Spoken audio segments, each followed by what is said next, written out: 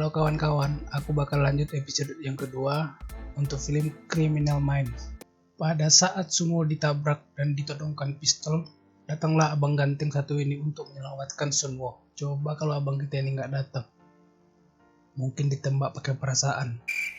Oke, nggak lucu, skip.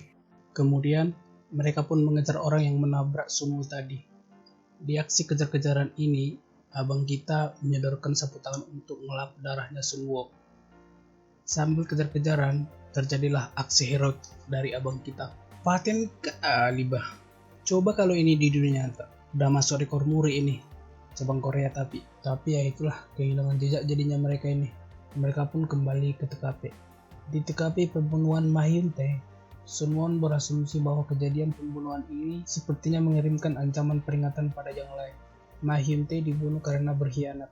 Manajer tim yang datang ke lokasi kemudian menyampaikan kalau Jae-min orang cerdas, maka mereka harus kerja keras untuk membuat dia buka suara. Setelah itu mereka pergi ke pusat penahanan. Di dalam mobil mereka berdebat soal siapa yang menyetir. Sunwo menyarankan Hyojun tidur saja, sambil bertanya kenapa mengenali korban. Dan dia menjawab, Nayong adalah adik dari rekannya yang meninggal saat kejadian bom setahun yang lalu.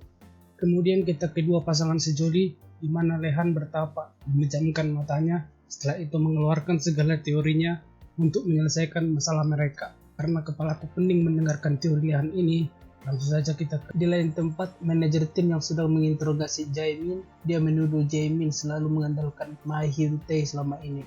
Jae-min dengan tersenyum bercerita waktu di pusat penahanan. Setiap malam hari dia melihat dengan jelas siapa saja yang bunuh diri dan menceritakan kronologi kejadian itu. Dan yang bertanggung jawab atas kejadian itu adalah Ma Hyun-tae. Dia menjelaskan bagaimana Ma Hyun-tae memerintahkan dia untuk memukuli teman-temannya sendiri. Di tempat lain, Sunwo dan Hyojun di pusat penahanan pemuda. Kepala sipir pun menjelaskan bahwa Jae-min mengalami masa yang sulit ketika ditahan di sini. Pernah ada seseorang yang meninggal, saat itu hanya ada 2 saksi termasuk Jae-min. Namun Jae-min tidak memberikan kesaksian apapun, dia hanya diam saja dan ketakutan. Sang Chul sedang melakukan konseling dengan seorang siswa. Siswa itu menjelaskan dia selalu membayangkan membunuh wanita ketika mulai membakar. Sambil ketakutan, Sang Chul mengomporinya dengan mengatakan kepada dia, kenapa tidak membunuh wanita sungguhan saja. Anak itu pun langsung minta bantuan supaya keinginannya ini menjadi nyata. Di lain tempat, Sunwo dan Hyunjo mengawasi mereka dari bawah. Kemudian lampu ruangan dimatikan. Sang Chul pun mulai bertindak. Sunwo dan Hyojun lalu mengikutinya. Sedangkan Sang Chul ia tertawa sambil mengangkat pistolnya karena dia sedang berada di mobil yang lain. Jadi orang yang dikejar Hyojun adalah siswa yang konseling tadi. Di tempat lain, Nayong yang mencoba membebaskan diri dan kemudian diperhatikan dari CCTV oleh Lihan dan Nana Huang. Dilanjutkan dengan Lihan yang memberikan laporannya dan menampilkan live video di Sungai Han. Lihan mengatakan ada lebih dari 600 kapal atau unit penyimpanan. Tetapi waktu semakin mendesak, sementara titik koordinat sulit untuk dijangkau lebih spesifik. Ki-hun pun menekan Jae-min dengan cara mengatakan kalau Sang Chul sudah mereka dapatkan. Dia melimpahkan kesalahan pada Jae-min. Sang Chul mengatakan ide menyekap di atas kapal adalah ide Jae-min. Ki-hung terus mengomporinya dan mengatakan Jae-min pasti sedang dimanfaatkan, sambil menunjukkan sebuah foto dan mengatakan, ini adalah keluargamu, bukan Sang Chul. Jae-min pun terguncang dan menangis. Nayong yang berhasil mendorong kurungannya dan berhasil keluar, dan Nana Huang yang menyaksikan ikut lega. Tapi tak lama kemudian, kamera mati dan terlihat Nayong tidak sendirian. Sunwo dan Hyojun datang ke tempat yang sama, namun tidak ada Nayong.